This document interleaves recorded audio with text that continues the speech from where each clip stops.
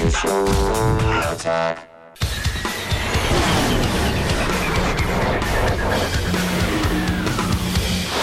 right, my guest tonight in San Francisco, editor-in-chief of our new favorite sci-fi blog, as20080121, Annalee Newitz joins us, and in New York, reporter for Wired, Brandon Keim.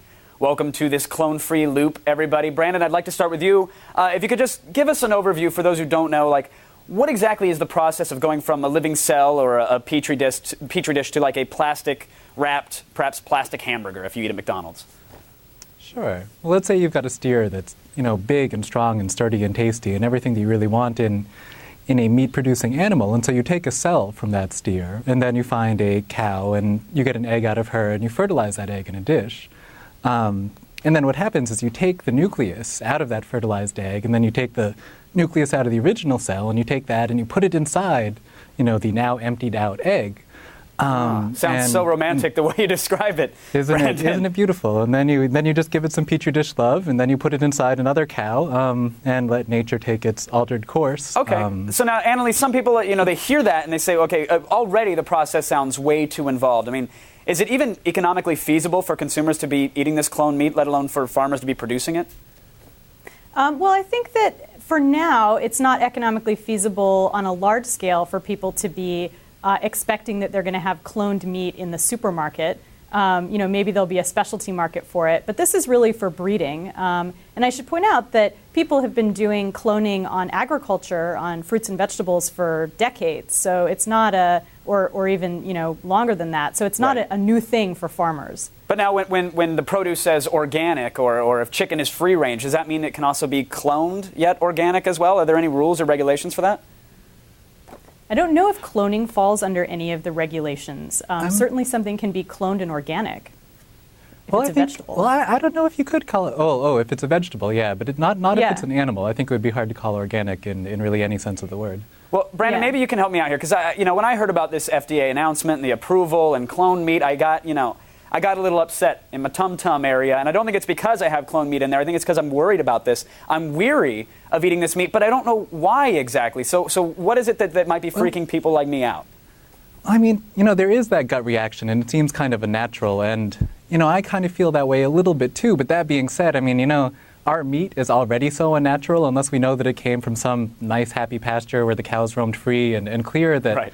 It's not like this is wild and crazy. And it's not like the FDA just pulled their analysis out of thin air. And let's face it, if you eat some cloned meat, your hair is not going to fall out. It's not, intrinsically bad. But the big question is, are there things that, maybe we don't know, because there's no way of doing an ethical study where you take 1,000 people and you feed them cloned meat for, the next 10 years and you see whether or not their kids turn violent or something. That's not that's something what I mean. we can do. I don't necessarily want to be the beta test for this. I mean, Annalee, Brandon just said they didn't pull the analysis out of the air, but the FDA only spent 6 years studying this. I mean, is that really long enough to be sure that we might not have a mad clone cow outbreak or something? I think the FDA, it's not a flawless agency, but they tend to err on the side of caution.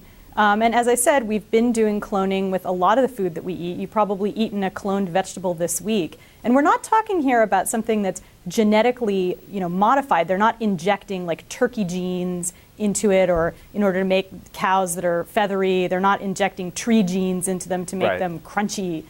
So they're not, all they're doing is creating duplicate cows. So it's hard for me to be too concerned about it, beyond just simply that people seem squicked by it. They think it's gross. Brandon, maybe you can tell me what kind of improvements or enhancements might we see? Because if it's not crunchy or if it doesn't, produce chocolate milk, why am I interested? Is it going to mean that all meat is Kobe from here on out?